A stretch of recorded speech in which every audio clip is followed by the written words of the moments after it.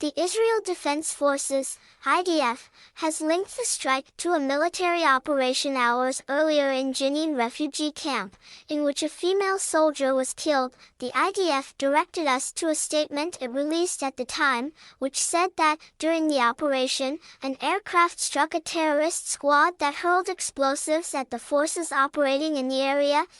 Footage from both the IDF and a nearby CCTV camera does not show any clear evidence of confrontations with Palestinians in al-Shuhada at the time of the strike. The four brothers, Allah, Haza, Ahmad, and Rami Darwish, were aged between 22 and 29 years old. They were Palestinian immigrants who had returned from Jordan a few years earlier with their mother and 5 siblings. They had Israeli permits, allowing them to cross into Israel for agricultural work each day. These permits are often difficult to obtain and are rapidly withdrawn from anyone Israel sees as a security threat, or as linked to someone who is. The 3 men killed with them were members of their extended family. Permits for 2 of the brothers, seen by the BBC, were issued in September 2023 and valid for several months. The borders with Israel have been closed to Palestinian workers since the Hamas attacks in October. The paramedic, Khalid al-Ahmad, said that after 20 years working in Jenin, he was used to scanning trauma sites for weapons or explosives as a basic safety routine. "I would tell you if there were weapons there," he said. "Honestly, these were civilians. There was nothing relating to the resistance, no bullets, no weapons. And there was no Israeli presence at all." Armed Palestinian groups, usually quick to claim any members killed by Israeli forces, have been silent about these 7 men, with no statement describing any of them as martyrs for their cause. At their funeral, their bodies were wrapped in the flags of Palestinian groups, including Hamas.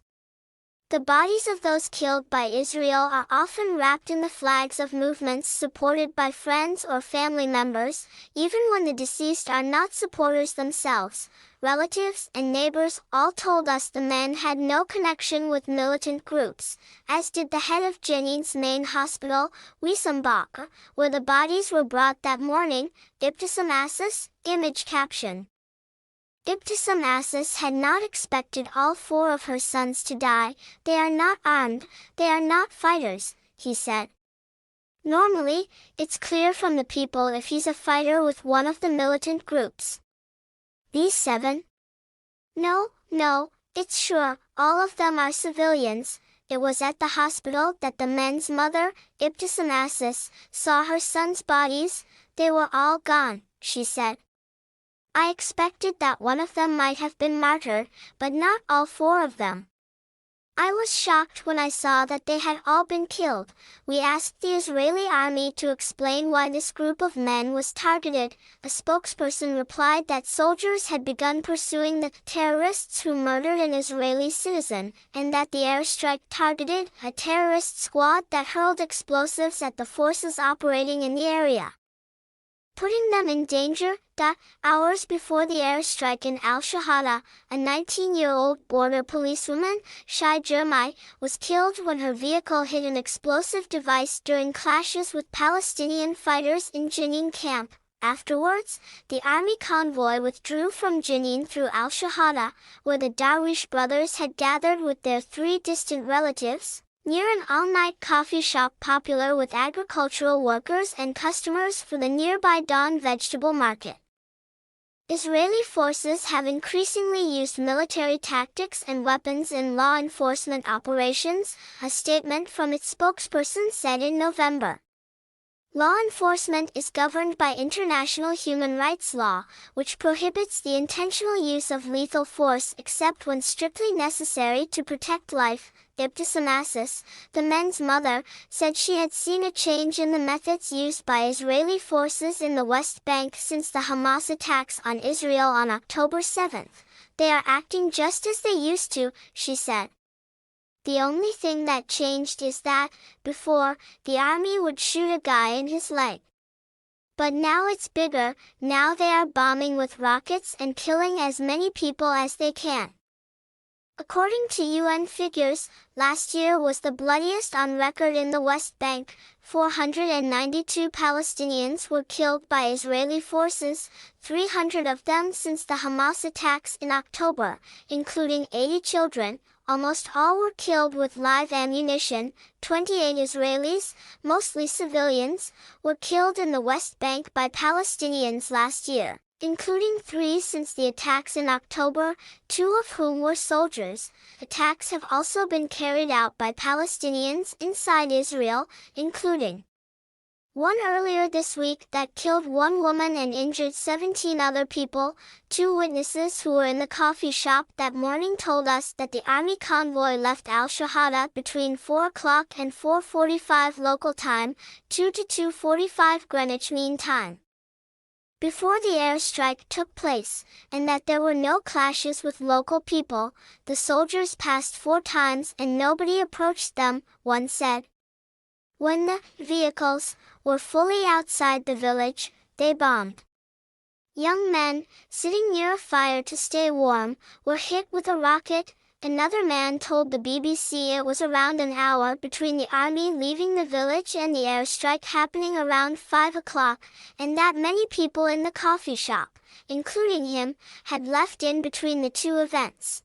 Khalid al-Ahmad, the paramedic from the Palestinian Red Crescent, remembers the Israeli army withdrawing from Jenin camp in the early hours of the morning, and says it was almost 5 a.m. when he was called to the village after the strike. The director at Jenin hospital confirmed that the bodies had arrived there at around 5:15. CCTV footage from a nearby camera, part of which was filmed on a mobile phone by an unknown source, shows the 30 seconds immediately before the airstrike, during which a car passes down the same stretch of empty road, apparently without incident. There is no timestamp visible in the recording. A group of people, the Darwish brothers and their relatives, can be seen standing and sitting around a fire. Then the airstrike hits. Some of the brothers had been going to work, their mother said, while Hazza had been heading to an early morning dialysis appointment at Jenin Hospital. He was worried that the military operation would block the road, she said, and wanted to leave early. The hospital kidney unit confirmed that Hazza Darwish had a regular 7 a.m. appointment for dialysis that day, and showed us his name on the schedule. A video taken by the brother's uncle, Youssef Assis, shortly after the airstrike shows bodies strewn across the ground. The experienced Jenin paramedic, Khalid al-Ahmad, said he despaired of ever being able to forget the scene. They were kids without weapons. Youssef said, "If they had weapons, I would have seen them. There were only the chairs they were sitting on. At the end of the day, anyone Palestinian is a target. If you are an armed person, then you are targeted, and if you are a civilian, then you are also a target." We put all the allegations in this report to the IDF spokesperson, who repeated that the army had nothing more to add. Ibtisam Assis visited the site of the attack for the first time this week. Her other children had tried to stop her coming, she said, but she had to see it for herself. "I wanted to come and imagine where each of them was sitting," she explained, gesturing to different points on the ground as traffic thunders by. "Allah was there, Ahmad, Rami and Hazza were here. I wanted to see exactly where my sons were." It helps. Thanks for watching news from BBC News.